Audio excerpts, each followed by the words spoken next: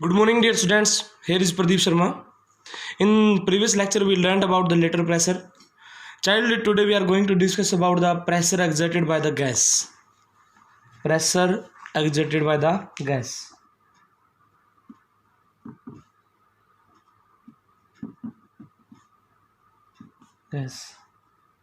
बच्चों last video में हमने डिस्कस किया था, जैसे कि हमने फ्लूइड के बारे में डिस्कस किया था।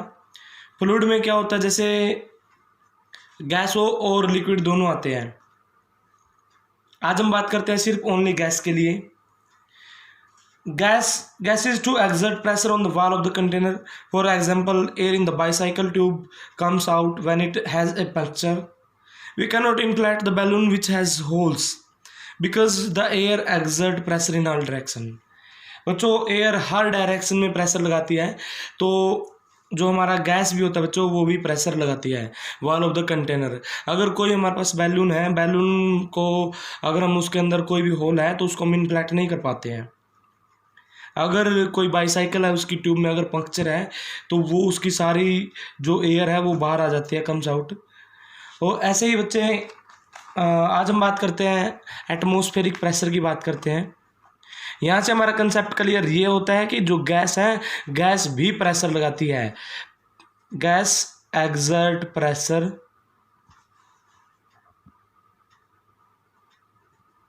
On wall of container. Wall of container पे ये प्रेशर लगाती है।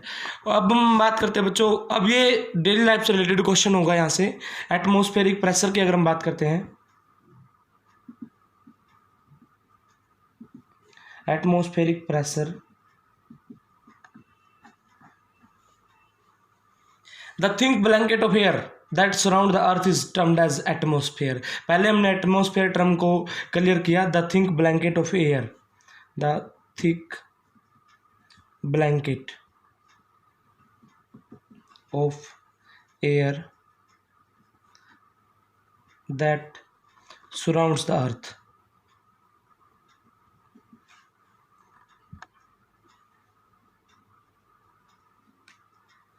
is termed as atmosphere। बच्चों एक थिक ब्लैंकेट है, किसके चारों ओर, एयर का ये थिक ब्लैंकेट है, किसके चारों ओर है, अर्थ के चारों ओर है, उसे हम क्या कहते हैं, एटमॉस्फेयर कहते हैं। अब हम बात करते हैं एटमॉस्फेरिक प्रेशर की। एटमॉस्फेरिक प्रेशर की, the pressure exerted by air,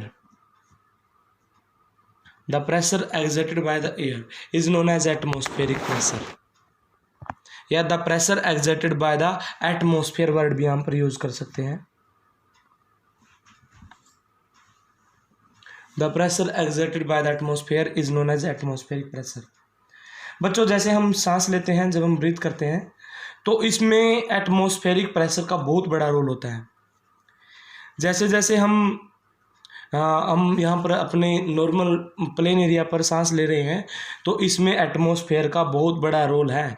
जैसे जैसे ये हमारा एटमॉस्फेयर है वो हमारे ऊपर प्रेशर लगाता है, हमारे अंदर हवा इनफ्लेट होती है, अंदर की साइड हवा जाती है, इनलेशन होता है बच्चों। उसके बाद हम अपनी बॉडी से एक्सलेशन करते हैं। पहले एटमॉस्फेयर की वजह से इनलेशन होगा, फिर बाहर से अंदर की साइड जो होगा, इनलेशन हुआ है, फिर अंदर की साइड से बाहर की साइड हवा का आना एक्सलेशन कहलाता है बच्चों। तो एटमॉस्फेरिक प्रेशर का बहुत बड़ा रोल होता है। जैसे बच्चों माउंटेनर्स होते हैं, माउंटेनर्स क्या करते हैं, ऊंचाई पर जब जाते हैं तो वो ऑक्सीजन सिलेंडर साथ में लेकर जाते हैं। अगर वो ऑक्सीजन सिलेंडर साथ में ना लेकर जाए तो उनके ऊंचाई पे चढ़ते चढ़ते उनकी नाक से बच्चों खून आने लग जाता है। क्यों, ऐसा क्यों होता है? और क्या होता है, जैसे हम ऊंचाई पर बात करते हैं, अब हम बात करते हैं हमारा जो नेक्स्ट टॉपिक है, इंपॉर्टेंट टॉपिक है, मोस्ट इंपॉर्टेंट टॉपिक। ये क्वेश्चन पूछा जाता है आपके कॉम्पिटिटिव एग्जाम में, ये क्वेश्चन पूछा जाता है, इसका रीज़न पूछा जाता है बच्चों। जैसे कि हम बात करते हैं, ये प्लेन एरिया है, ये हमारा प्लेन एरिया है। जैसे जैसे ये वर्ड यूज़ किया मैंने एल्टीट्यूड, ये वर्ड यूज़ किया मैंने एल्टीट्यूड।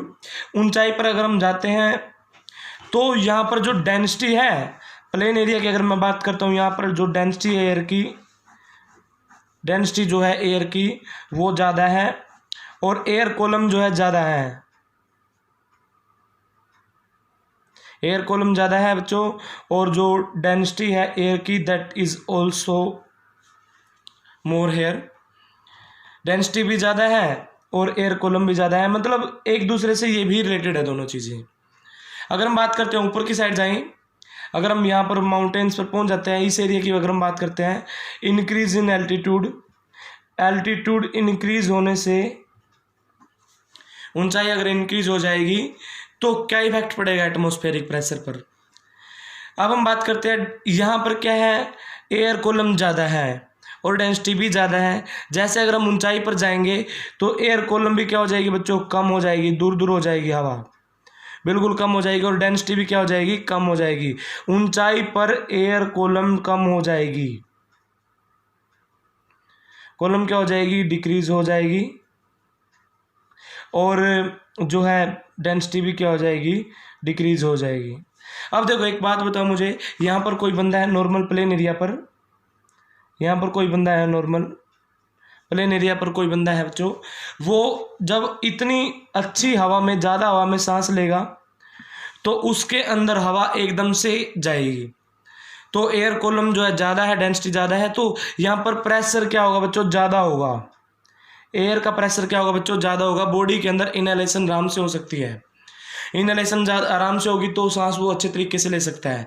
अगर हम बात करते हैं ऊपर एल्टीट्यूड की बात करते हैं, तो एल्टीट्यूड में क्या होगा बच्चों, यहाँ पर बंदा सांस नहीं ले पाएगा, जो व्यक्ति है वो अच्छे तरीके से सांस नहीं ले पाएगा, डेंसिटी कम हो गई है, सांस लेने में क्या होगी, कठिनाई हो जाएगी।